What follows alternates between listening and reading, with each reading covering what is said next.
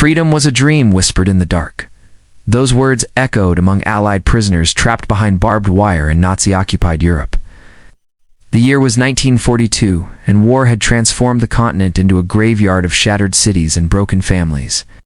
But inside a heavily guarded camp in Sagan, Germany, Stalag Luft III, hundreds of Allied airmen carried something even more dangerous than weapons. They carried hope. That hope would fuel one of the most daring prisoner escapes in history, remembered forever as the Great Escape. Yet the story is far more complex than Hollywood ever dared to show. Imagine being locked away with no certainty of tomorrow. The German Luftwaffe had built Stalag Luft III, specifically to contain incorrigible escape artists, men who had already broken out of other camps. Surrounded by towering fences, armed guards and floodlights that never dimmed, the prison seemed impenetrable. And still, the spirit of defiance simmered beneath the surface. Every prisoner carried memories of home families, lovers, children fueling their refusal to give up. For them, escape wasn't just about survival, it was about dignity. But how could they possibly defeat the meticulous machinery of Nazi security? The camp itself was chilling in its precision. Wooden barracks stood in ordered rows, every corner watched, every shadow examined. Guards, trained to spot even the smallest irregularity, patrolled with a sense of superiority. Beneath their watchful eyes, daily life unfolded. Thin meals of watery soup, endless roll calls, and the cruel monotony of captivity. Yet in that monotony lay opportunity. The prisoners began to study guard routines, weaknesses in patrols, and the very soil beneath their feet. If freedom was a door, they would learn how to carve the key in secret. The men of Stalag Luft III were not ordinary captives. They were skilled pilots, navigators, engineers, and tacticians, trained problem solvers, forced into cages. Many had already survived crashing behind enemy lines or parachuting into hostile territory. Each man brought unique expertise. Some understood architecture, others geology, others mechanics. Slowly, an invisible army began to form inside the camp. Their weapon, ingenuity. In their battlefield, a vast underground network of tunnels that, if completed, would rival the complexity of any wartime engineering feat. But first they had to decide, how far were they willing to risk their lives? The idea started as a whisper, then grew into a plan so audacious it bordered on madness. Not one tunnel, not two, but three, each given a simple code name: Tom, Dick, and Harry. The strategy was clever. If guards discovered one, the others would remain hidden. The tunnels would be reinforced with stolen wood from beds, air pumped through handmade devices, and hidden trapdoors camouflaged beneath dirt floors. If we go down, one prisoner reportedly said, we go down fighting with shovels. The camp itself, once designed to suffocate escape, would become the staging ground of resistance. Every great plan requires leaders.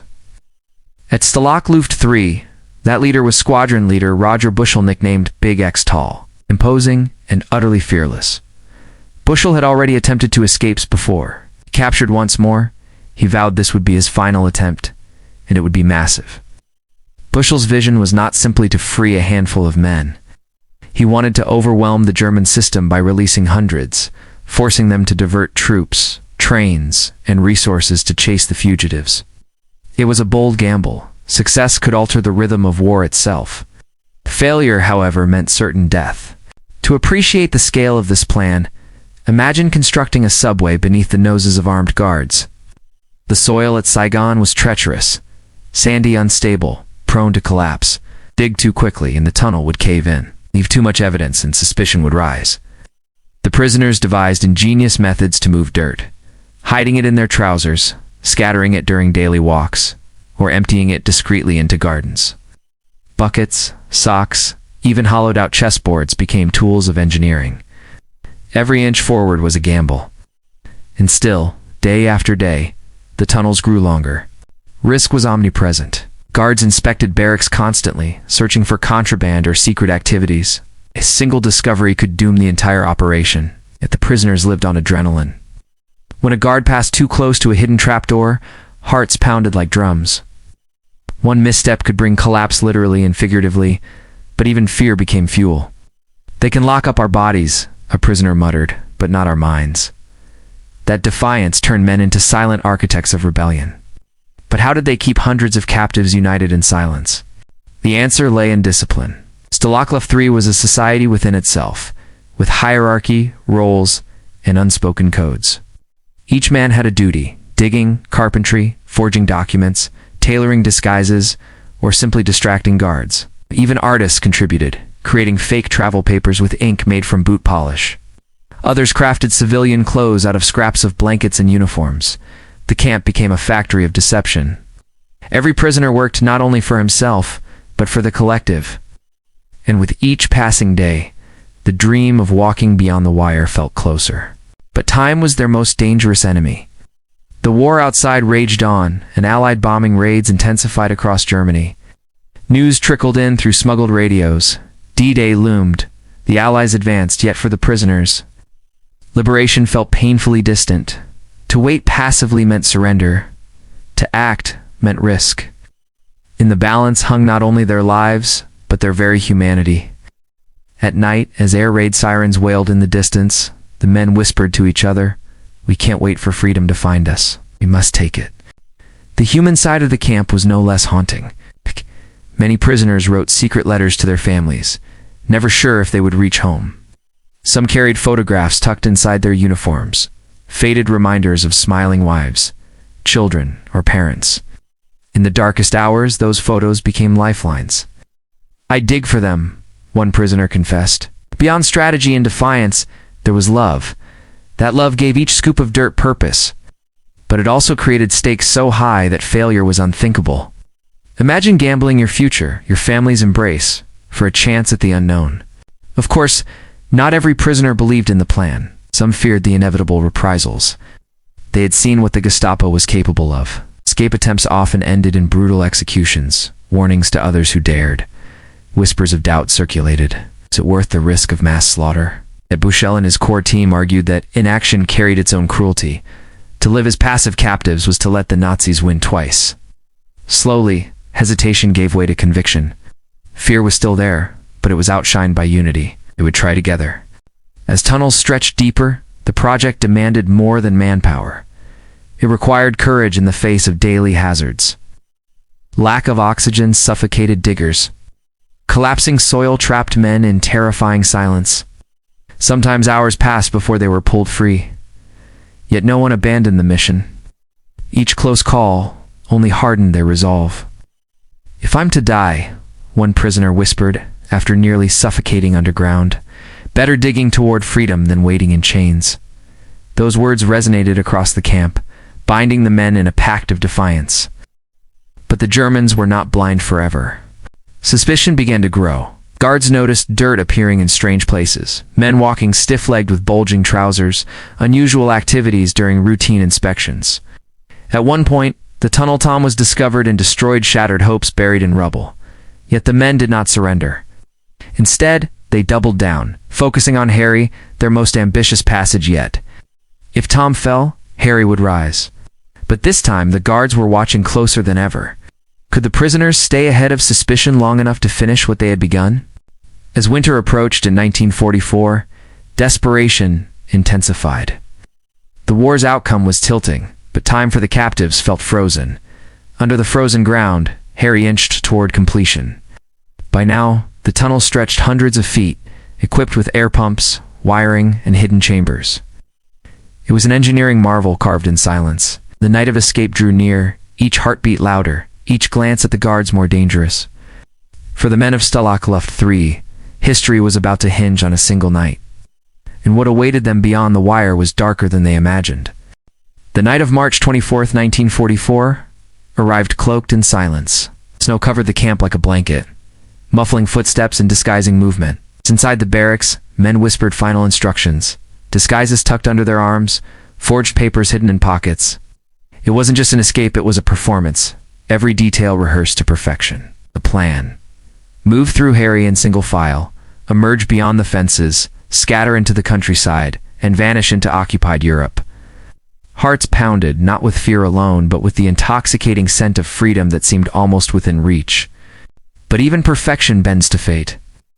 The tunnel exit, carefully dug, emerged a few feet short of the forest line. Instead of being hidden among trees, the hole opened in plain sight, dangerously exposed to searchlights and patrol routes. A cruel twist of chance had shifted their odds overnight. Still, the men pressed forward. They had not labored for months to surrender at the threshold. Rope lines were prepared, signals whispered, and one by one, prisoners slid into the narrow throat of Harry. Each man crawled through the suffocating darkness, carrying nothing but resolve. The tunnel itself was claustrophobic, 2 feet wide, propped up with stolen bed slats, air trickling in through crude pumps. Men scraped elbows, knees, and foreheads against wooden beams as they inched forward. In total silence, only the sound of shuffling fabric and strained breathing filled the void. At the far end, a prisoner lifted the trapdoor, scanning for guards, praying for shadows to conceal them. Then the first figure crawled into the icy night, heart racing as he sprinted for the trees. Freedom, at least for the moment, tasted like frozen air. Back in the barracks, tension grew unbearable. Dozens of men waited their turn, rehearsing the steps in their minds. Crawl, climb, dash, but delays plagued the operation. Frozen soil jammed trapdoors, ropes tangled, signaling lamps faltered. What was planned as a swift exodus slowed to a crawl, literally. Hours ticked away. Instead of hundreds escaping, only a trickle emerged into the night. Each delay tightened the noose of danger. The men knew. The longer they remained, the closer dawn crept. And with it, the guards' morning rounds. Would the tunnel hold until then? Around 10:30 p.m., the first escapees vanished into the forest, their silhouettes swallowed by the snow. Some aimed for Poland, others for Czechoslovakia, a few daring for Switzerland. Each carried forged documents that claimed they were foreign workers or railway employees. Disguises ranged from shabby coats to makeshift civilian hats. Some even carried fake ration cards, carefully inked by fellow prisoners. It was a gamble, but in the chaos of wartime Germany, deception could mean survival. Their footsteps carved temporary freedom into the snow. Behind them, dozens more prayed for their chance. Midnight passed, and the trickle continued. Inside the tunnel, men whispered encouragement to those ahead, urging them not to panic. Claustrophobia clawed at nerves, but no one dared scream. Outside, the lucky few disappeared into the frozen woods, their breath crystallizing in the air. The line of escapees grew, but progress remained agonizingly slow. By 3 a.m., only a fraction of the planned 200 men had reached the other side. Still, every soul who slipped through Harry carried with him the weight of collective hope. Now freedom was real, if fragile. But fate is relentless. A guard patrolling near the perimeter noticed movements, something unusual by the snowy embankment. His suspicion grew as he drew closer. Lantern light cutting through the night. How nice. Then he saw it. The dark mouth of a tunnel. The faint trace of footprints leading into the trees. Out. His shout split the silence. Sirens wailed, searchlights blazed, and chaos exploded across Stalag Luft III. The Great Escape was no longer a secret. It was a race freedom sprinting against the machinery of Nazi control. Inside the tunnel, panic surged. Those still underground froze as boots thundered above. Some scrambled backward into the barracks, sealing trapdoors behind them. Others risked the final dash, clawing their way into the forest before guards could fully converge. But the moment had passed. What was once stealth had now become a manhunt. Gunfire cracked in the distance. Spotlights swept the snowy woods like hungry predators. And yet, despite discovery, 76 men had already vanished into the night. For them, the escape had truly begun. The German response was immediate and merciless.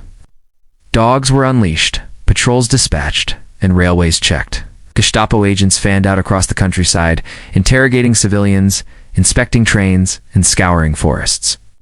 Escapees disguised as workers boarded trains, blending into crowded compartments, praying no one noticed their foreign accents. Others trekked for miles on foot, shivering, exhausted, yet unwilling to stop. Every bridge, every station, every farmhouse became a checkpoint of fate. Could they stay invisible long enough to reach the safety of neutral territory? For some, luck seemed on their side. A handful of men managed to slip past patrols, boarding trains bound for freedom. Others hid in barns, aided by sympathetic locals who risked their own lives to shelter fugitives. But luck is a fragile currency in wartime. suspicion often outweighed compassion. Many farmers, fearing Gestapo punishment, turned escapees over to authorities. Each knock on a door could mean sanctuary or betrayal. In the icy landscape of Germany, trust was the rarest commodity of all. The Gestapo intensified their dragnet. Roadblocks sprouted overnight, trains stopped for random inspections, documents scrutinized with merciless precision. Forged papers that looked flawless under candlelight now faced trained interrogators who could spot a false accent or incorrect stamp. One by one, escapees were pulled from trains, surrounded by soldiers, and marched back into captivity. For them, the dream of freedom ended not in the forest, but under the glare of Gestapo torches. Still, others pressed forward, hearts pounding, refusing to surrender. Among those who pressed on, stories of courage multiplied. One pair of prisoners cycled through villages pretending to be laborers on urgent business. Another group dressed as lumberjacks carrying forged orders to travel for work. Their disguises were clever, their confidence their shield, yet the Gestapo was relentless. Patrols scoured every road and questioned even the smallest hesitation could unravel months of preparation. The fugitives knew one slip of the tongue could mean the end, and for many it did. Despite the odds, a small handful achieved the impossible. 3 men eventually reached safety, 2 in neutral Sweden, 1 in Spain. Their stories of survival were later immortalized as proof of what human determination could achieve against impossible odds. But for the remaining 73 escapees, fate was far less kind. Within weeks, nearly all were recaptured. Their faces, once hopeful, now stared into the merciless gaze of the Gestapo. What awaited them was not imprisonment alone, but something far more chilling. Hitler himself reacted with fury. The audacity of the escape embarrassed the regime, exposing cracks in German control. The Führer demanded brutal punishment, an example so severe it would terrify any who dared defy Nazi authority again. At first, he ordered all 73 recaptured men executed. Advisors intervened, fearing international outrage. Yet compromise came in the darkest form. 50 of the prisoners would be murdered in cold blood, their deaths disguised as shot while attempting to escape. It was a lie the Nazis thought the world would swallow. In the spring of 1944, those 50 men were taken in small groups, driven to secluded fields, forests, and roadsides. Their Gestapo officers pulled pistols, executing them without trial, without mercy. Their bodies were left as warnings, their names etched into tragedy. The message was clear: defiance would be crushed, hope extinguished. But instead of silence, their deaths ignited fury across the Allied world. Newspapers headlined the Great Escape Massacre. The sacrifice of those men would not be forgotten.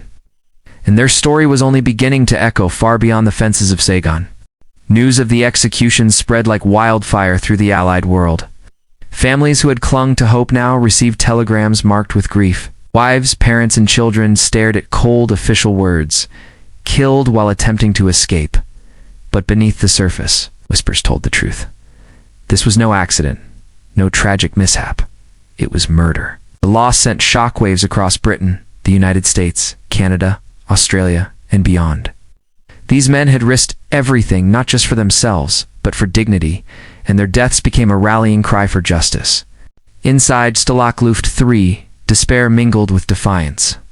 Those who remained behind the wire mourned their friends, but they also carried a deeper resolve. They understood now the true price of resistance. Each roll call felt heavier, each empty space on the field a wound that never healed, yet whispers of defiance never fully vanished. "They cannot kill us all," one prisoner vowed, his voice trembling but firm. Even in captivity, the human spirit clung to its last weapon: memory. Memory of sacrifice, memory of courage. That memory would outlive the camp itself. When the war finally ended in 1945, liberation came with both joy and unbearable grief. The barbed wire fences of Stalag Luft III fell, but the ghosts of the escape haunted every survivor. Many returned home to find their families changed forever by the war, yet one mission remained unfinished: justice for the 50 murdered men. Their comrades, and the nations they served, refused to let their story vanish into the rubble of Europe. Retribution would come not through vengeance, but through trials that would expose Nazi cruelty to the world. the task of investigation fell to the Royal Air Force's Special Investigation Branch. They scoured Germany, tracking down Gestapo officers, interrogating witnesses, piecing together the final hours of each murdered man. It was a monumental undertaking in a shattered landscape where evidence was scarce and lies plentiful. Yet persistence prevailed. One by one, perpetrators were identified, hunted down, and brought before justice. The Nuremberg trials would reveal their crimes, and many faced execution themselves. In the end, the Nazis who had tried to silence the escape only amplified its echo. For the families of the fallen, justice was bittersweet. No tribunal could restore a son's laughter, a husband's embrace, or a father's guidance. But the truth mattered. The world would know that these men were not forgotten, that their deaths were not meaningless. Gravestones across Europe and memorials in distant homelands became places of pilgrimage. Loved ones laid flowers, whispered prayers, and told children of fathers they would never meet. In grief, there was also pride. For the Great Escape had become larger than any single man. It was a symbol of defiance against tyranny. Yet beyond trials and memorials lay the quieter, more haunting legacy, the psychological scars. Survivors carried guilt, asking why they lived when so many died. Some never spoke of the escape again, burying memories too painful to revisit. Others shared their stories, hoping to honor the dead by keeping their sacrifice alive. Nightmares, however, lingered. The sound of boots, the glare of searchlights, the suffocating crawl of the tunnel, these returned in the silence of midnight. Freedom had been won, but peace of mind was harder to claim. In the years that followed, the Great Escape took on a mythic quality. Books were written, testimonies gathered, films produced. Yet Hollywood's version painted a picture of heroism often stripped of its tragedy. Motorcycle chases, triumphant music, dramatic flair, entertaining, yes, but incomplete. For the real escape was not about adventure, it was about desperation, dignity, and the devastating price of resistance. The survivors who saw the movie decades later sometimes shook their heads. If only it had been that easy, one remarked bitterly. The truth was far harsher, but also far more human. And yet, even myth carries value. The film inspired generations, reminding audiences that even in the darkest prisons, hope can carve a path. But behind the myth, real names deserve remembrance. Bushell, who dreamed of mass escape. The forgers, who risked everything to create papers. The diggers who suffocated in the tunnels. The 50 men executed for daring to believe in freedom. They were not nameless heroes. They were fathers, sons, brothers, friends. Their humanity is what makes the story endure, not just their defiance. Historians often ask, did the Great Escape matter strategically? After all, only 3 men reached safety while 50 died. But the answer lies not in numbers, but in meaning. The escape forced Germany to divert thousands of troops, Gestapo officers, and resources to hunt fugitives, at a time when the Reich could least afford distraction. It also shattered the illusion of German control, proving that even in their most secure camps, defiance thrived. The Great Escape mattered because it showed the world that freedom is never surrendered willingly. For Germany's civilians, the escape was also a moment of moral reckoning. Many ordinary citizens had seen fugitives passing through their villages, desperate, shivering, hungry. Some chose compassion, offering bread or shelter despite the risk of death. Others chose fear, betraying men to the Gestapo. Those choices revealed the fractured soul of a nation under tyranny. The escape wasn't only about prisoners defying guards, it was about civilians deciding, in small but powerful ways, whether they would resist or comply. History judges those choices long after the war's end. The physical remains of Stalag Luft III tell their own story. Today in modern Poland, traces of the tunnels, foundations, and memorials still exist. Visitors walk through pine forests, past reconstructed sections of Harry, and stand in silence where so many gambled their lives for freedom. The ground is quiet now, but the air carries memory.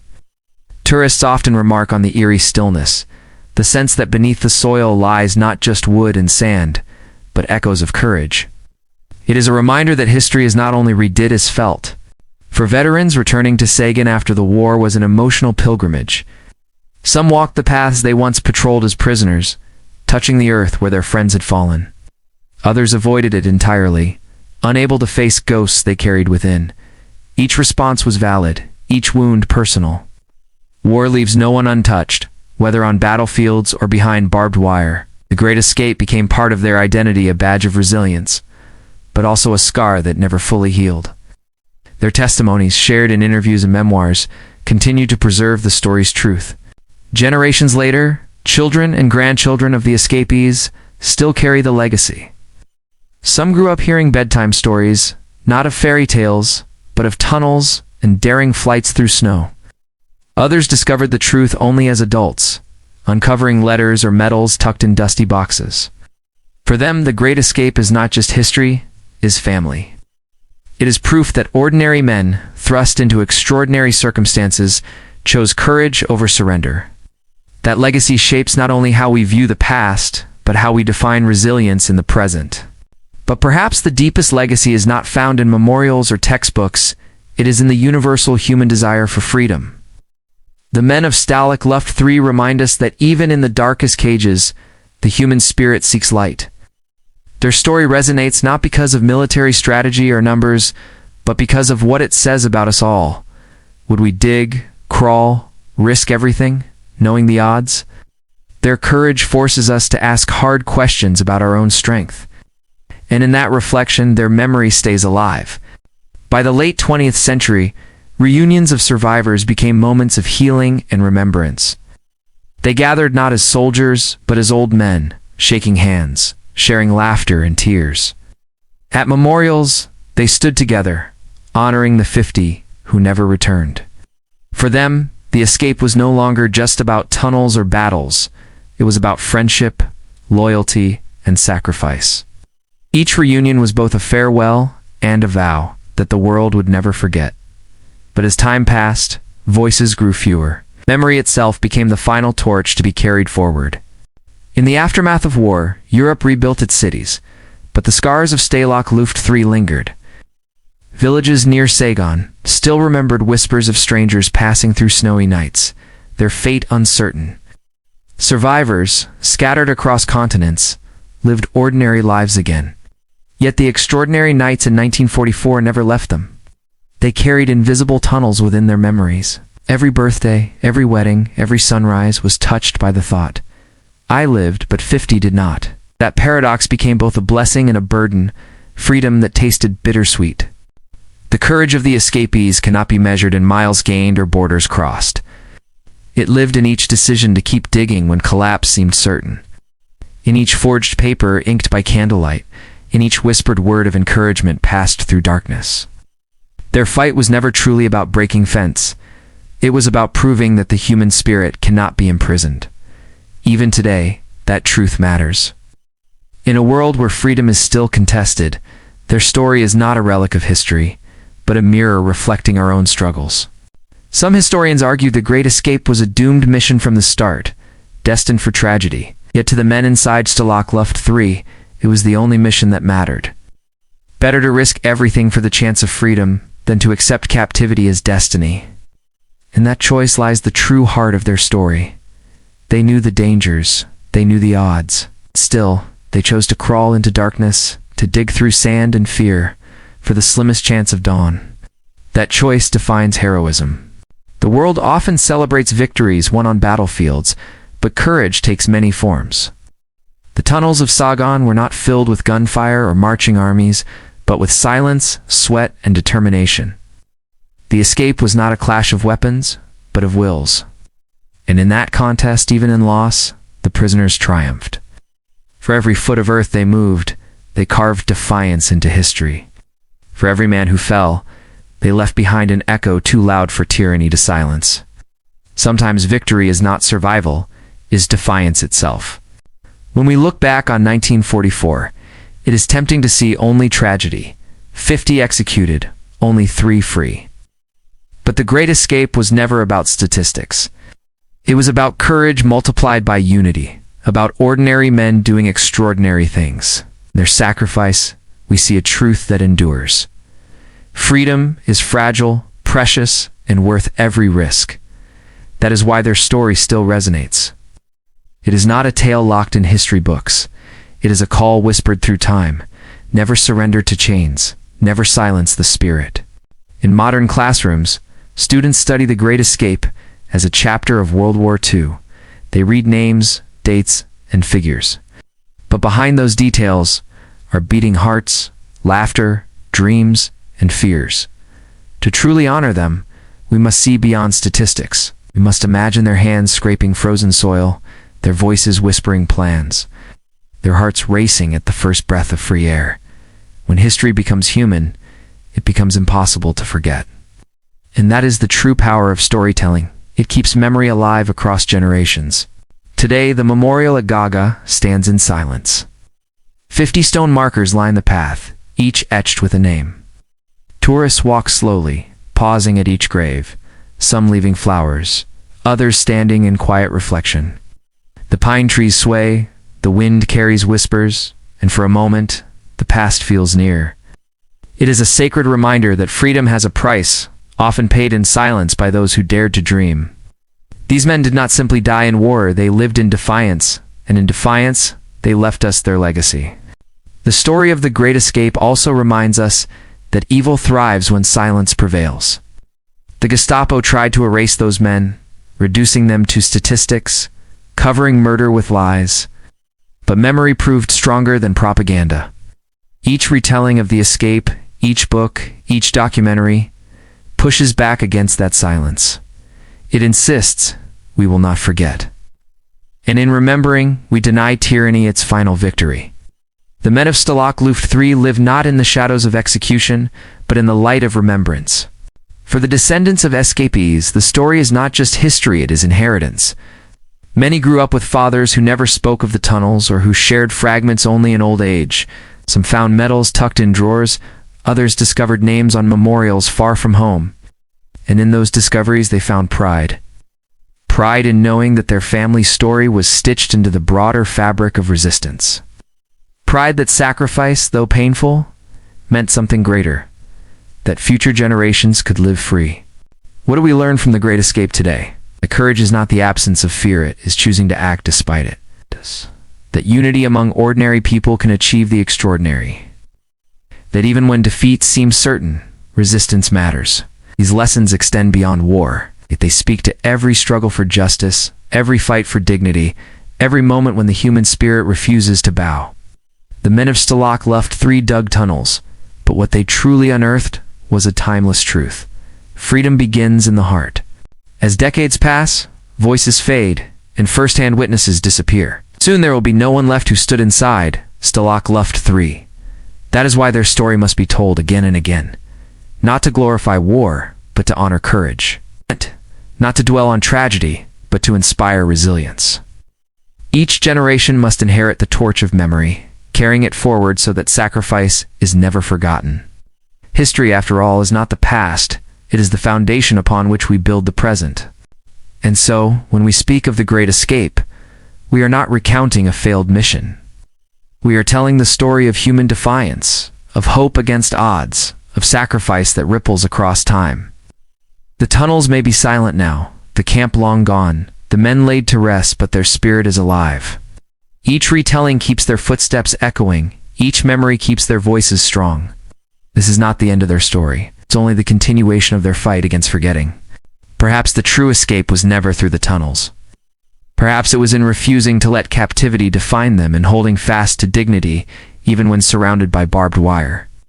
The Nazis could cage their bodies, but not their will. In that sense, the men of Stalag Luft III were free long before March 24, 1944. Their final escape was not across borders, it was into immortality. As long as we remember them, they have truly broken free from the chains of time. So as we close this chapter, pause and imagine it, the scrape of shovels in the dark. The whispered encouragement of comrades, the cold breath of night as a man pulls himself out of the earth and sees stars above. That moment, half fear, half triumph, captures the essence of the Great Escape. It was not perfect. It was not victorious in numbers. But it was real, human, and unforgettable. That is why it matters still, and why it always will. And now, the story is in your hands. If the courage of these men moved you, if their defiance inspired you, share this memory. Let others know the real cost of freedom, the real meaning of resilience. Like this video, leave a comment about what freedom means to you, and subscribe to join us as we uncover more untold stories of history. Because the past is not gone, it speaks, it warns, it inspires. And by remembering together, we ensure that their great escape was not in vain.